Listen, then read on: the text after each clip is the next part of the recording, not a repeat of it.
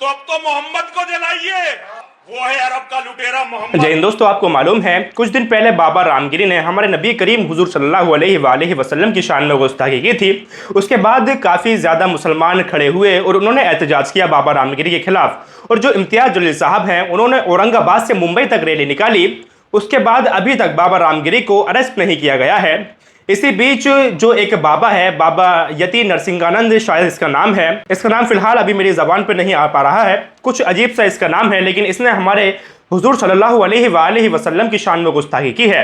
इसने कहा है कि जो नबी हैं उनका पुतला जलाया जाए, यानी इसने कहा है कि इनका एक काल्पनिक पुतला बनाया जाए, उसके बाद जो रावण का पुतला है, रावण की जगह इनका पुतला फूंका जाए। इस तरीके का इसका कहना है।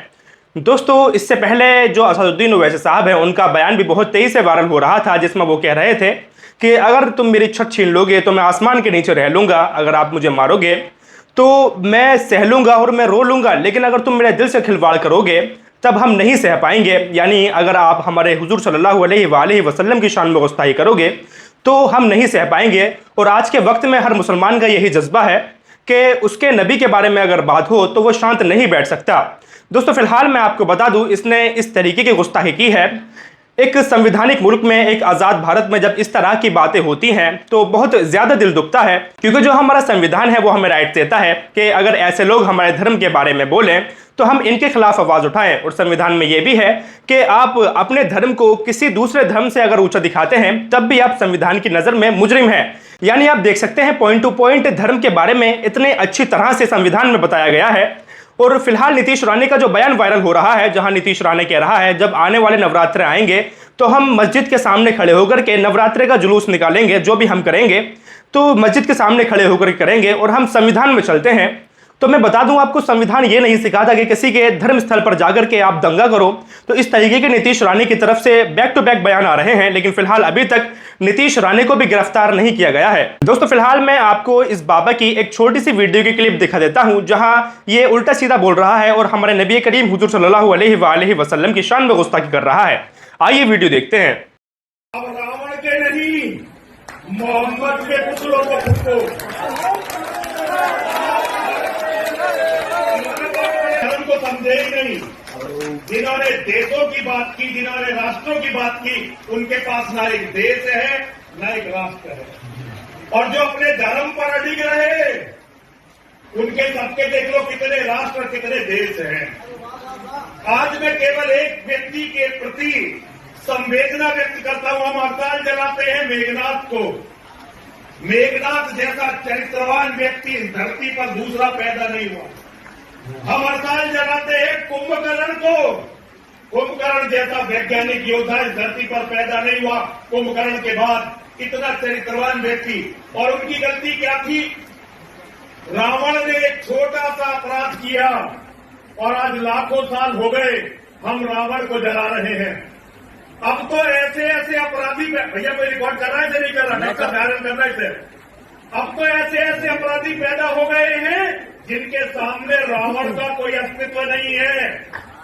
अगर आज जलाना है, मैं सारे हिंदुओं का इस मंच से आह्वान करना चाहता हूं, यदि आप जलाना चाहते हैं हर दशहरे पर, तो अब तो मोहम्मद को जलाइए।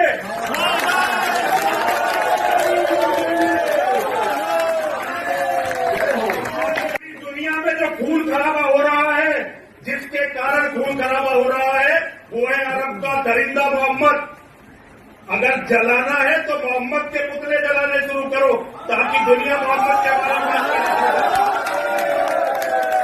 और जब हम राजनीति की बात करते हैं तो एक बात याद रखना, केवल मोहम्मद के मानने वालों को 1.5 दिन लगा, वो हमारे बांग्लादेश में 16 लाख बहन भाइयों को खा गए। हो सकता है आप में से बहुत सारे लोग मुझे बहन भाई ना मानते हो, लेकिन नरसिंहानंद, जिसने अपना पूरा जीवन आपसे, हिंदुओं से भीख मांगकर खाने में लगाया, वो नरसिंहानंद अच्छी तरह से जानता है कि दुनिया में जहां भी हिंदू है वो मेरा भाई है, मेरी बहन है। और उनका कातिल कोई और नहीं, मोहम्मद और मोहम्मद की किताब कुरान है। जब तक इन्हें नहीं जलाओगे, धरती पर शांति आने वाली नहीं है। आज दुर्भाग्य है, जिन लोगों ने हमारे हमारे कवि जब अपने हिंदुओं की प्रशंसा करते हैं तो मुझे कई बार बहुत शर्म आती है। दुनिया की हम एकमात्र निर्लज्ज कौम है। 16 लाख बहन भाई हमारे मारे गए और हम उनके साथ क्रिकेट खेल रहे हैं। दुनिया में और किसी कौम के साथ नहीं हो सकता। इजराइल 7 अक्टूबर 2023 एक घटना हुई। मोहम्मद के चेले इजराइल में घुसे और देखो उनका हवन अब तक याद चल रहा है, उनका तर्पण अब तक चल रहा है। लेकिन हम 16 लाख तो अभी मारे गए। नेता बयान तक, जिन नेताओं के बारे में कवियों ने लाखों कविताएं लिखी, वे नेता उन लोगों के लिए, हमारे लोगों के लिए फिट नहीं कर सके। ऊपर से आया आदेश कि कोई भी बांग्लादेश के हिंदुओं के बारे में नेता बोलेगा नहीं। राजनीति मौन हो गई, हिंदुओं के सारे आधारभूत स्तंभ ढह गए। मैं कुछ नहीं कर सकता, लेकिन मैं अपनी गर्दन कटवा सकता हूं। रामगिरी जी महाराज के लिए लाखों मुसलमान इकट्ठे हुए मुंबई में। मैं उनसे कहना चाहता हूं, मुंबई छोड़ो, दासला के मंदिर में आओ। नरसिंहानंद तुम्हारा स्वागत करने के लिए तैयार बैठा है। रामगिरी जी महाराज ने तो कुछ भी नहीं कहा। जो मोहम्मद के बारे में मैं तुम्हें बताने वाला हूं, पाकिस्तान का मौलाना तारिक मसूद खुलेआम कहता था कि मोहम्मद के बारे में यदि गुस्ताखी की बात सुनो तो गर्दन काट दो। अब अपनी गर्दन बचाने के लिए घूम रहा है। लेकिन अनिल भाभी जी, मैं आपका गुरु, वेद में तुम्हारा गुरु। कल को याद रखना कि इजराइल ने लड़ाई लड़ी थी युद्ध के रूप में, लेकिन वैचारिक युद्ध कहीं से शुरू हुआ तो वो डासना के देवी मंदिर से शुरू हुआ। वो कुछ लोगों को मारेंगे और हम धरती से मोहम्मद की विचारधारा को मिटाकर मानेंगे। मां और महादेव हमें शक्ति दे। और मैं अपने कवियों से ये प्रार्थना करना चाहता हूं, केवल यहां की बात नहीं है, जहां भी जाओ तो ये मान के जाना, धर्म से बड़ा कुछ नहीं होता। और कोई व्यक्ति चाहे कितना ही बड़ा हो, वो तो धर्म के सामने कुछ है ही नहीं। व्यवधान के लिए अली जी तुम्हारी इच्छा पूरी करती? हाँ जी, होगी। वायरल कर देना। आप भी वायरल कर देना, पता चले। आप करोगी, अली जी करेंगे तो पता चलेगा। दोस्तों, मैं उम्मीद करता हूं आपने इस वीडियो को पूरी तरह से देखा होगा। अगर कोई मुसलमान किसी के दिल में एक रत्ती भर भी ईमान होगा तो वो इस वीडियो को देखकर उसका खून सा खोल जाएगा। दोस्तों, आपने देखा होगा कि जब ये स्टेज पर खड़ा है, जब ये उल्टी सीधी बकवास कर रहा है, जो आसपास के लोग हैं जो इसे सुन रहे हैं वो किस तरह से तालियां बजा रहे हैं। ये आज ये नई बात नहीं है जो किसी ने हमारे नबी करीम हुजूर सल्लल्लाहु अलैहि वसल्लम की शान में गुस्ताखी की है।